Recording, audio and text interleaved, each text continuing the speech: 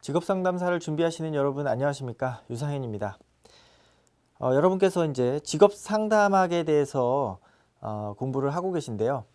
아무래도 이제 그 심리상담과 관련된 그 개념들이 모호하고 보이지 않는 내용이라 여러분께서 조금 처음 접하시는 분들께서는 조금 힘들 수 있겠는데요. 이 부분들은 조금 반복해서 듣다 보면 자연스럽게 여러분들이 겪어나가는 과정이다, 이렇게 생각해 주시면 될 것 같습니다. 그래서 우리가 지난 강의에서 개인 상담, 집단 상담 뭐 이런 내용들 좀 배워봤고요. 직업 상담에 대해서 좀 알아봤는데요. 이번 강의에서 이제 그 교재의 부처의 집단 직업 상담 과정, 여기서부터 시작하도록 하겠습니다. 부처의 집단 직업 상담 과정 3단계 이렇게 되어 있고요. 옆에 보면 암기법해서 이렇게 친절하게 탐전행 이렇게 나와 있는데요. 이 부처의 집단 직업 상담 과정이 이제 잘 시험에 출제된다, 이런 의미겠죠. 그래서 여러분들이 이 단계들을 조금 기억하시면서 공부하시면 되겠습니다. 네, 부처의 집단 직업 상담 단계. 직업 상담인데 어떤 직업 상담이냐? 집단이다. 네, 집단으로 이루어지는 직업 상담의 단계에 대해서 얘기한 거죠. 그래서 이후에도 이제 계속 그 직업 상담 또는 상담 또는 집단 상담 이런 용어들이 계속 나오는데요. 그것들이 서로 구별하기 좀 어렵게, 왜냐하면 그 과정이 사실은 어떤 의미에서는 비슷하게 이루어지기 때문에 어렵지만은 이게 집단 상담을 얘기하는 건지 심리 상담, 개인 상담을 얘기하는 건지 또는 직업 상담을 얘기하는 것인지를 조금 이제 구별하면서 여러분들이 보시면 되겠습니다. 그래서 부처는 뭘 얘기했느냐? 집단 직업 상담의 단계를 얘기했다. 첫 번째가 탐색 단계다. 탐색 단계다. 탐색 단계에서는 뭐 자기 개방이나 흥미 적성, 그 다음에 뭐 이런 것에 대한 탐색과 피드백이 이루어지고 있다라는 거. 두 번째가 전환. 세 번째가 전환 단계 이후에 행동 단계로 이루어진다. 행동 단계. 그래서 탐색 단계, 전환 단계, 행동 단계다. 얘를 이제 앞 글자를 따서 탐, 전, 행이다, 이렇게 이제 외우는데요. 뭐 외우는 방식이야 여러분들이 뭐 나름대로 하실 수가 있겠죠. 근데 이제 더 중요한 거는 이 탐전행을 외우는 게 중요한 게 아니라 이 탐전행에서 무엇이 이루어지는가, 이게 이제 중요한 내용이 되겠죠. 그래서 탐색 단계에서는 어떤 것들이 이루어지는 것인가, 여러분들이 이제 그 집단 상담이라는 것을 가정하고 한번 그 상황을 한번 시뮬레이션을 한번 해보시면 좋을 것 같습니다. 여러분들이 만약에 여러 명이 이렇게 함께 참여하는 뭐 예를 들어서 교육 같은 거라도 이렇게 만약에 참석을 한다면, 집단 상담에 만약에 참석을 한다면 어떤 과정으로 이루어질까? 요거를 이제 이 부처가 명료화한 것이죠. 첫 번째 자기에 대한 개방이 일어나겠죠. 자기 개방. 나는 어떤 사람입니다, 이런 것들을 얘기해야지만 그 사람에 대해서 이해를 하고 그 사람의 문제를 도와줄 수가 있죠. 우리가 이제 여러분들이 어디 이제 점을 보러 가도 생년월일 뭐 이런 거를 알려줘야지만 그 사람들이 뭐 사주를 봐주거나 그러는 것처럼, 역시 이제 집단 직업 상담에서도 자신의 이야기들을 먼저 이제 개방을 해야 되는 그런 단계들이 있습니다. 그 이후에는 측정이 되겠죠. 그 사람이 어떤 사람인가, 어떤 흥미와 적성이 있는지에 대한 측정이 이루어지고 그 측정 결과에 대한 피드백이 이루어진다. 그래서 탐색 단계에서는 자기 개방과 흥미와 적성에 대한 측정, 그리고 그 결과에 대한 피드백이 이루어지는 단계가 되겠습니다. 두 번째, 전환 단계. 그러면 전환 단계에서는 무엇이 이루어질까? 처음에 가서 나는 이런 문제가 있습니다. 저는 이런 사람입니다. 이런 특성을 가지고 있는 사람입니다. 그리고 이런 흥미와 적성을 가지고 있습니다. 를 확인해 보고, 당신은 이런 적성과 흥미를 가지고 있네요. 내가 원래 알고 있던 것과 그 결과의 어떤 내가 모르고 있었던 부분에 대해서 이제 일치를 시키는 그 과정을 통해서 아, 내가 이런 흥미와 적성을 가지고 있었구나라는 걸 이해하게 되죠. 그리고 나서 2단계에 와서는 그 자신이 갖고 있는 흥미와 적성, 자기가 이해하는 흥미와 적성을 결국에 직업과 연결하는 그런 과정을 겪게 되겠죠. 그래서 연결하고 그 이후에는 내담자가 그 직업 연결을 위한 어떤 뭐 그 수준에 도달하기 위한 훈련이나 변화들을 겪게 되겠죠. 연결과 변화. 그리고 자신이 가지고 있었던 직업세계 또는 직업에 대한 어떤 가치관, 자신이 여태까지 기존에 계속 유지해 왔던 그런 자신의 자세와 태도들을 변화시키면서 불일치를 해결하는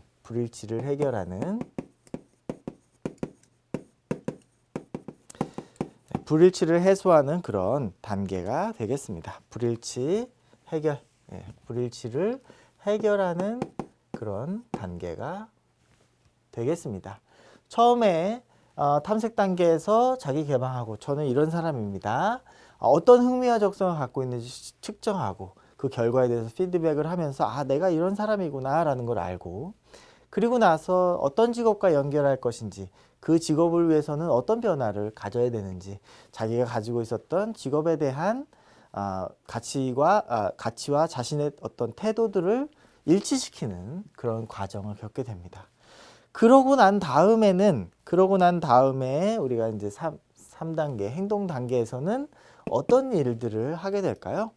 바로 목표를 세우고, 그죠? 이 불일치가 해결됐기 때문에 이제 목표를 세우고 계획을 수립하게 되겠죠. 목표와 계획을 정하고 어떻게 할 것인지, 그렇게 자신이 원하는 어떤 직업을 얻기 위해서 어떻게 할 것인지, 어떻게에 대한 내용들이 이제 행동 단계에 있겠죠. 그리고 나서 이제 자원이나 정보들을 수집하고 이것들을 통해서 이제 의사결정을 하게 됩니다.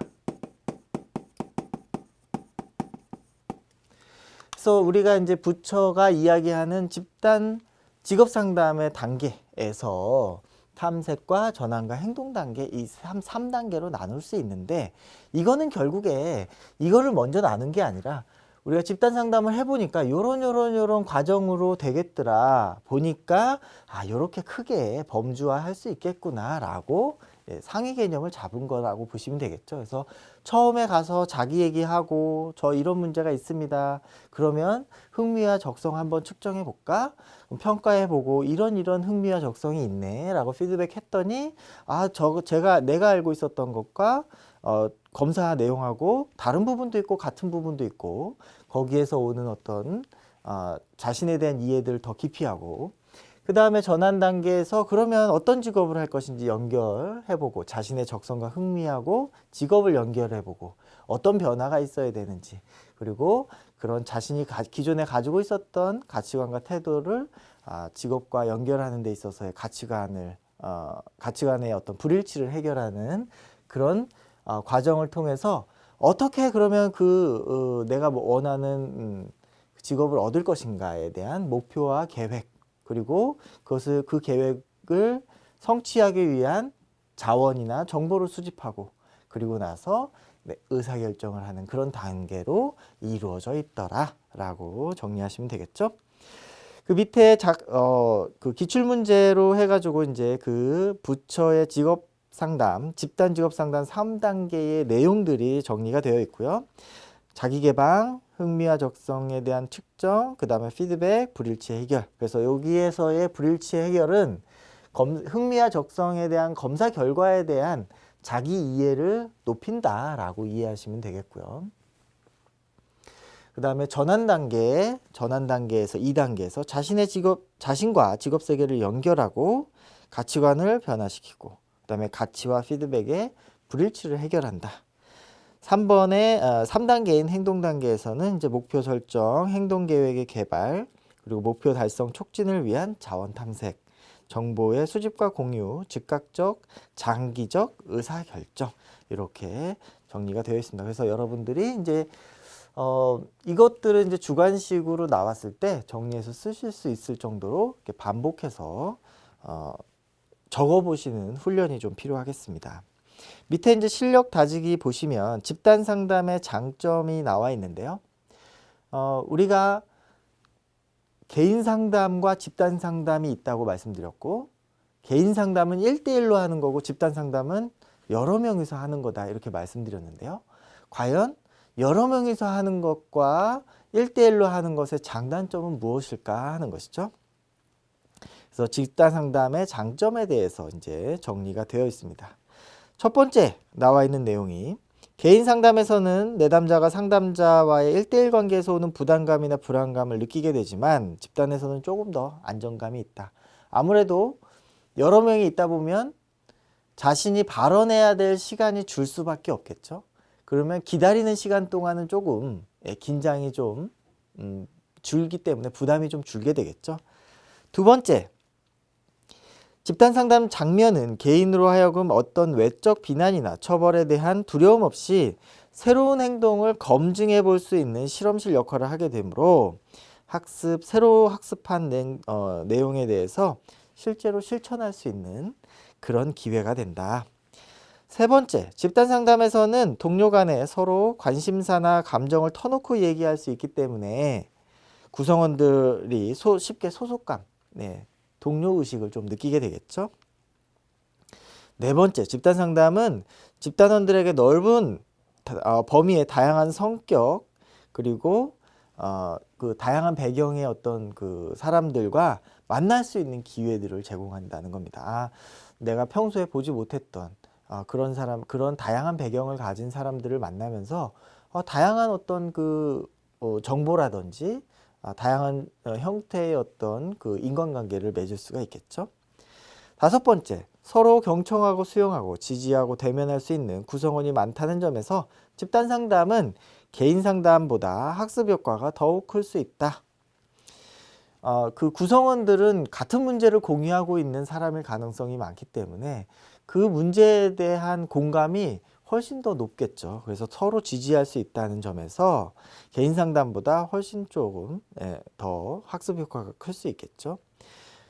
여섯 번째, 집단 속에서는 개인이 한편으로 참여하면서도 다른 한편으로는 좀 관망할 수 있는 그런 여유가 있고, 일곱 번째, 특정한 대화의 내용을 취급하는데 고통이나 위협을 느끼는 경우 다른 구성원들을 관찰하면서도 함께 생각하고 느낌으로 자기 자신과 타인의 이해에 도움이 될 수 있고 자신의 문제 해결에 필요한 통찰을 얻을 수가 있겠다. 여덟 번째로 집단 상담은 또한 개인 상담을 회피해온 사람이 집단에서 용기를 얻어서 개인 상담에 이렇게 신청을 할 수 있는 그런 계기가 되기도 하겠죠. 그래서 우리가 그 직업 문제에 대한 문제의식이 낮은 또는 직업 성숙도가 낮은 어떤 그런 내담자에게 집단 상담이 더 효과적이고, 그런 내담자들이 이 집단에 참여했을 때 개인 상담으로 또 연결이 돼 가지고 더 많은 성장을 할 수도 있겠습니다. 그래서 여러분들이 집단 상담의 장점이 이럴 것이다 라는 것을 한번 가상적으로 한번 생각해 보시면 좋겠죠. 아무래도 이제 여러 명이 하다 보니까 자신이 발언해야 되는 것에 대한 부담감은 좀 적겠다. 그래서 좀 여유가 있고, 그 다음에 상담자보다는 같은 문제를 공유하고 있는 구성원들을 동료 의식을 더 많이 느낄 수 있기 때문에 1대1 상담에서는 느끼지 못하는 소속감이나 동료 의식 또는 사회기술훈련이나 대인관계기술훈련 이런 것들을 할 수 있는 장소가 되겠다. 다양한 정보도 얻을 수 있고, 그 다음에 나만 이렇게 힘든 건 아니구나 라고 하는 그런 어떤 그 치료적인 효과도 얻을 수가 있을 것입니다. 장점들을 정리해 보시면 되겠고요. 밑에 기출문제 보시면 톨버트가 제시한 집단 상담 과정에서 나타나는 5가지 활동 유형 이렇게 되어 있는데요. 이 내용들은 어떤 의미에서는 이 부처가 이야기하는 내용하고 유사한 내용입니다. 다만 톨버트라는 사람이 얘기했다는 것이 다른 거죠. 내용을 보시면 이렇습니다. 자기 탐색, 그죠? 자기 탐색. 결국에는 이 탐색 단계가 자기 탐색에 관련된 내용이 되겠죠. 성원 간의 상호작용, 그 다음에 개인적 정보의 검토 및 목표와의 연결, 직업적 교육적 정보의 획득과 검토, 의사결정 이렇게 되어 있는데요. 여기에 이제 의사결정 있고 목표 계획, 정보 수집 이런 내용들도 있고요. 그 다음에 어떤 피드백에 대한 뭐 불일치 해결은 어떤 그 집단 관계에서의 그 성원 간의 상호작용으로 또 이해될 수도 있는 부분이죠. 그래서 이거 뭐 톨버트가 한 얘기나 부처가 한 얘기나 똑같은 내용 아닌가 뭐 이렇게 생각하실 수 있는데요. 같은 내용이 맞죠. 왜냐하면 집단 상담의 구성 그 어떤 구조 자체, 진행 자체는 뭐 다른 현상을 보고서 이 이론가들이 얘기한 건 아닌데, 다만 톨버트가 보는 관점과 부처가 보는 관점이 다르고 이 분류가 다르다 이렇게 이해하시면 되겠습니다. 같은 내용을 다르게 얘기하고 있다 이렇게.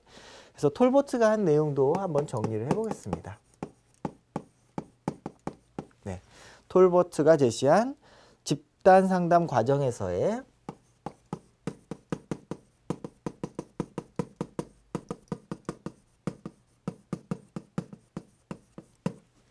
활동 유형.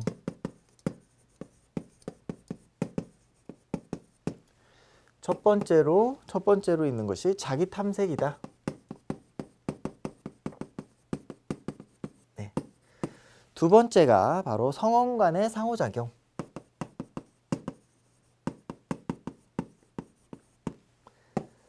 세 번째로 나오는 것이 개인적 정보의 검토 및 목표와의 연결.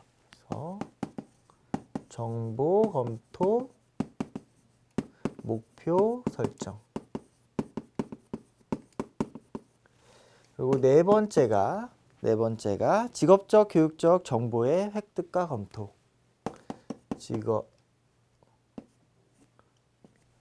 이 직업적 교육적이라는 것은 목표에 대한, 그죠? 목표에 대한 정보 수집. 목표에 대한 정보 수집이 되겠고요. 그 다음에 마지막으로 이제 의사결정이 이루어지겠죠.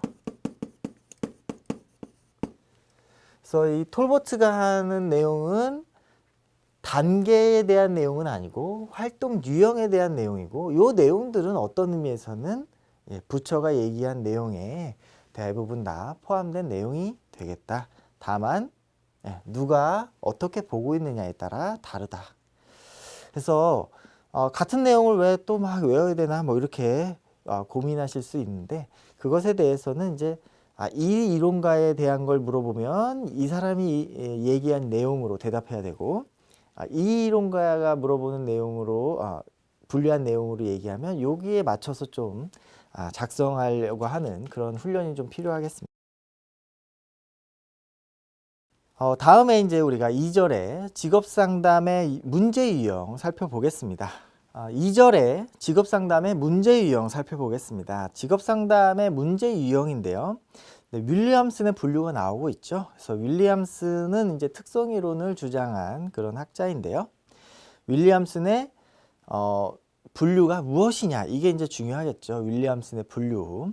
그래서 그 위에 이제 윌리엄슨의 특성이론의 개요가 나오는데요. 그럼 과연 특성이론은 무엇인가 하는 거죠. 이걸 한마디로 설명하면 개인의 특성에 따라서 직업을 연결한다 라는 것이죠. 그래서 개인의 특성, 흥미나 적성 또는 뭐 지적인 능력, 여러 가지 그 개인의 어떤 특성을 대변할 수 있는 그런 내용들을 측정해 가지고 직업을 연결했을 때, 그죠? 그 개인의 특성에 맞는 직업이 있다라는 것을 이제 이야기하는 겁니다. 그래서 윌리엄슨의 특성이론 개요들 살펴보면 그 가장 오래된 이론이다라는 거 밑줄을 한번 그어보시고요. 윌리엄슨의 특성이론이 가장 오래된 이론이다. 그리고 개인과 직업의 특성을 진단하고 분석해서 연결해 주는 것을 강조한다라는 거, 거기도 한번 밑줄을 한번 그어보시면 되겠습니다.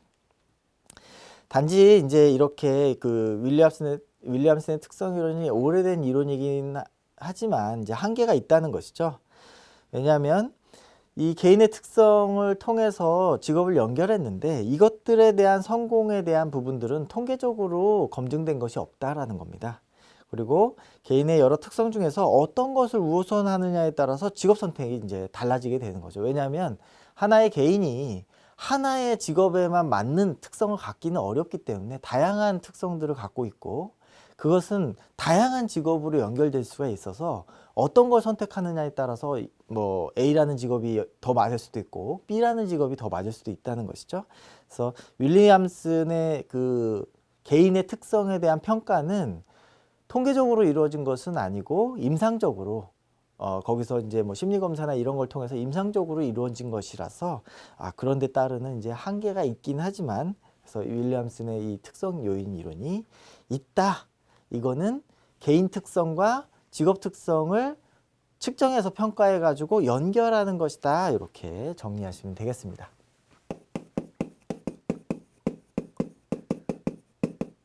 윌리엄슨의 특성 요인 이론. 그래서 개인의 특성과 직업의 특성을 뭐한다? 연결한다. 이렇게 이해하시면 되겠죠. 그래서 이 개인의 특성이나 어떤 직업의 특성은 평가하기 위해서 이제 어떤 심리 검사들을 많이 활용하는 그런 특징들을 갖고 있습니다. 중요한 거는 이제 뭐 물론 이 윌리엄슨의 특성 요인 이론도 중요한데요. 이 카테고리에서 중요한 거는 문제 유형을 나눴다는 거죠. 윌리엄슨이. 그래서 윌리엄슨의 이론은 뭐 뒤에서도 계속 나오긴 하는데요. 여기서 이제 4가지 범주에 대해서 여러분들이 기억을 하셔야 됩니다. 그래서 특성 요인 이론. 그래서 윌리엄슨이 나눈 문제 유형.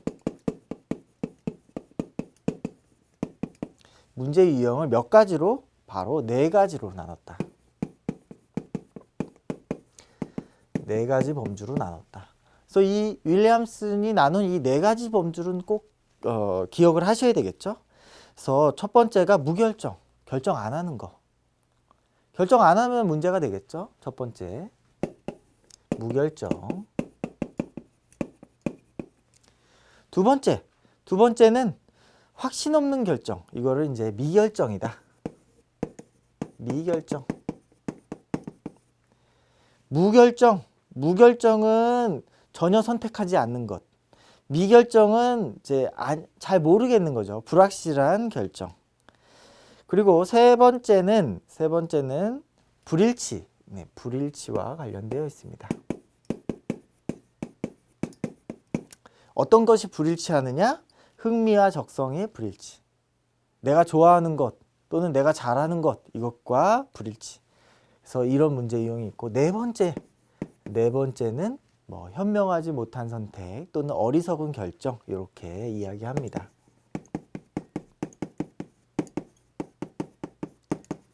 못한 선택. 현명하지 못한 선택이라는 것은 무엇일까요? 바로 적성과 동떨어진 선택. 내가 적성이 없는데 거기서 너무 이렇게 애를 많이 쓰는 거죠. 아무래도 더 굉장히 힘들겠죠. 그래서 충분한 적성을 가지고 있지 않은 직업을 선택할 때 우리는 현명하지 못한 선택이라고 하고 얘를 어리석은 결정이다. 어리석은 결정보다는 현명하지 못한 선택이 조금 단어가 순화된 내용이 되겠죠. 그래서 이렇게 이 4가지가 있다. 아예 결정하지 않는 거, 그죠? 그 직업에 대한 부분들을 아예 선택하지 않는 거, 불확실한 거, 미결정, 불확실한 거, 그리고 불일치한 거, 적성과 흥미가 불일치한 것. 네 번째, 적성이 없는데 결정하는 거. 이럴 때 현명하지 못한 선택이다. 얘를 이제 외우실 때 뭐 앞에 글자를 따서 무미, 불연 이렇게 외우시면 조금 쉽게 외우시겠죠? 그래서 무미불연이다. 무미불연이다. 무미불연이다. 무결정, 미결정, 불일치, 현명하지 못한 선택. 이렇게 외우시기를 바라겠습니다. 부연의 이제 부연 설명으로 이제 윌리엄슨이 불리한 직업 선택의 주요 문제 영역 진단도 이제 같은 내용이 되겠고요. 한번 읽어보시기를 바라겠습니다. 다음으로 이제 보딘의 분류가 있는데요. 지금 우리가 하고 있는 것은 직업 상담의 문제 유형들에 대한 내용이 되겠죠. 그래서 보딘도 이것에 대해서 분류를 했다는 내용입니다. 보딘의 이론에 대해서 이제 개요들이 나와 있는데요. 한번 살펴보겠습니다. 개인의 내적 동기 또는 과거 변인을 중요시한다. 관찰 가능한 개인 특성을 강조하는 특성 이론과는 대조를 이룬다. 윌리엄스는 특성 이론이었는데, 그죠? 보딘은 특성 이론이 아니라 내적 동기 또는 과거의 변인들을 중요하게 생각했다는 거죠. 디귿. 기본 가정은 인성 구조와 차이로 다양한 욕구가 배출되고 직업 선택은 이러한 욕구를 충족시키기 위한 수단이 된다. 그리고 대표학자와 이론은 브릴, 보딘, 나흐만 이런 사람들이 대표학자다. 주로 정신역동 이론이나 욕구 이론, 홀랜드의 인성 이론 이런 그 이론들이 여기에 이제 배경이 되는 것이죠. 윌리엄슨과 다르게 이제 보딘도 이 문제 유형 분류를 했는데요. 보딘의 심리 이론을 보면 개인의 어떤 그 특성, 요인 이런 게 중요한 그걸 강조하다기보다는 어떤 내적인 동기 이런 것들을 더 중요하게 생각했다는 거죠. 네, 개인의 내적 동기. 이 내적 동기라는 것이 정신역동이라든지 그죠? 우리 프로이트가 얘기하는 어떤 정신 분석이나 이런 내용들, 그다음에 로우가 얘기하는 뭐 욕구 이론과 같은 그런 내용들이 이제 해당할 수가 있겠죠. 그것이 결국에 어디로 간다? 다양한 욕구가 배출되고 이것들을 충족시키기 위해서 이 내적 동기를 충족시키기 위해서 직업 선택으로 간다. 이렇게 이제 얘기할 수가 있겠죠. 그래서 이 보딘의 이론도 같다. 보딘의 이론도 이런 이론의 어떤 배경적인 지식이 있는데 윌리엄슨의 특성 요인 이론하고는 차별점이 있다. 뭐냐? 윌리엄슨은 개인의 특성을 중시했는데 보딘은 내적 동기, 심리 내적인 어떤 그 구조에 더 많이 인성 구조에 더 많이 초점이 맞춰져 있다. 밑에 이제 정신역동 이론과 그 욕구 이론, 그 다음에 인성 이론에 대해서 나와 있고요.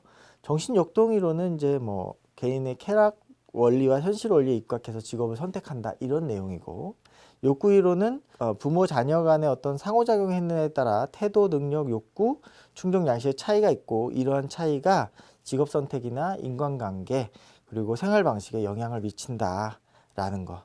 근데 이제 이런 내용들은 실증적으로 근거가 좀 미약하다. 통계적으로 검증되지 않았다. 뭐 이런 내용이 되겠죠. 인성이론은 개인이 직업을 선택할 때 개인이 환경에 대처할 때 즐겨 사용하는 습관적인 방식, 즉 인성을 만족시켜 줄 수 있는 직업 환경을 선택하게 된다는 것이고, 이런 인성이론은 인성 유형과 맞지 않은 직업을 선택하더라도 생활하는데 불편함 없는 사람도 있다는 거죠. 이제 그런 한계가 있다라는 거. 여기서 이제 중요한 건 이 보딘이나 뭐 특성 이론 이론에 대한 내용들은 아마 뒤에 좀 다시 나올 텐데요. 우리가 이제 문제 유형을 그러면 보딘은 어떻게 봤냐 이게 이제 중요하겠죠. 그래서 윌리엄슨이 봤던 문제 유형이 있고 그 다음에 보딘이 봤던 문제 유형이 있는데 얘들은 보딘은 어떻게 봤을까? 보딘은 개인의 내적 동기나 뭐 인성 구조 이런 게 중요하다고 얘기했는데 어떻게 봤을까? 그래서 첫 번째가 의존성, 두 번째가 정보의 부족, 세 번째가 자아와 갈등, 내적 갈등, 그 다음에 네 번째가 선택의 불안, 그리고 다섯 번째가 문제 없음. 이렇게 5가지 내용이 있겠습니다. 자, 요것들 한번 정리를 해보면 문제 유형 5가지, 그죠? 5가지 범주. 첫 번째가 바로 의존성이 되겠죠. 의존성.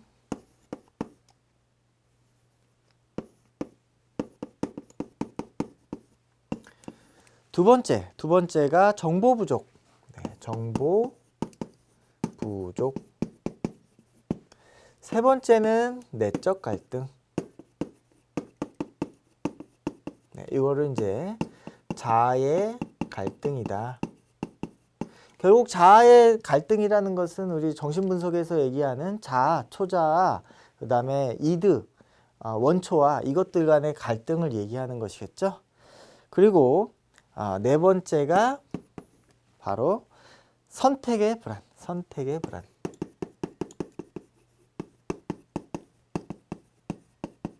선택하는 데 있어서 이제 굉장히 불안을 많이 느낀다는 것이죠. 불안 상태라는 것은 이제 뭔가를 선택해야 될 때 이제 불안이 올라온다, 이런 의미가 되겠습니다. 다섯 번째는 문제 없음. 네. 문제 없음. 근데 문제 없음이라는 것은 그죠? 거기에 대한 어떤 갈등을 느끼려고 하지 않는 것이죠. 그래서 확신이 부족하다. 확신이 없는 상태다. 없음. 확신이 없는 상태. 그래서 현실적인 선택을 하고 이를 확인하기 위해 찾아온 내담자의 경우에 확신이 없다. 확신이 없다. 확신이 부족하다. 네, 확신이 부족하다. 그래서 보딘이 이야기하는 5가지 의존성, 정보가 부족한 경우, 그 다음에 자아와의 갈등, 내적 갈등이 있는 경우, 그 다음에 선택의 불안. 선택을 할 때 이제 불안이 올라온다는 것이죠. 그 다음에 현실적인 선택을 하고 이를 확인하기 위해서 찾아왔다. 그래서 이 위에 4가지의 문제는 없는데 확신이 부족한 경우에 찾아올 수 있다라고 얘기할 수 있겠죠. 거기 이제 암기법도 이제 나와 있습니다. 그래서 이 보딘의 5가지 문제 유형 범주도 역시 이제 자주 출제되는 문제이기 때문에 조금 이제 암기할 필요가 있겠죠. 그래서 정보의 확신 부족으로 갈등과 불안을 겪는다. 이렇게 암기를 하시면 되겠습니다. 밑에 이제 부연 설명을 한번 읽어 보시고요. 여기까지 해서 우리가 문제 유형의 범주, 문제 유형, 우리 직업 상담에서 이야기하는 문제 유형 범주들을 조금 한번 살펴봤습니다. 윌리엄슨이 나눈 4가지 범주, 그 다음에 보딘이 나눈 이 5가지 범주가 있겠죠. 이 윌리엄슨은 특성이론, 개인이 어떤 직업과 연결되는 개인 특성이 있다라고 하는 데서 출발했기 때문에, 그죠? 적성과 흥미를 중심으로 해가지고 무결정, 미결정, 불일치, 현명하지 못한 선택으로 분류를 했고, 보딘 같은 경우에는 어떤 그 역동이론이나 욕구이론, 인성이론을 바탕으로 해서 개인의 내적 동기가 이런 내적 동기를 실현하기 위해 직업 선택으로 연결된다, 이렇게 얘기했기 때문에 의존성이라든지 정보 부족, 그 다음에 자아 갈등이나 선택의 불안, 그리고 확신이 부족한 이런 유형 5가지로 나누게 되었다라는 거 정리해 보시면 되겠습니다. 여기까지 해서 이제 강의를 마치고요. 다음 강의에서는 크라이티스의 분류부터 시작하도록 하겠습니다. 감사합니다.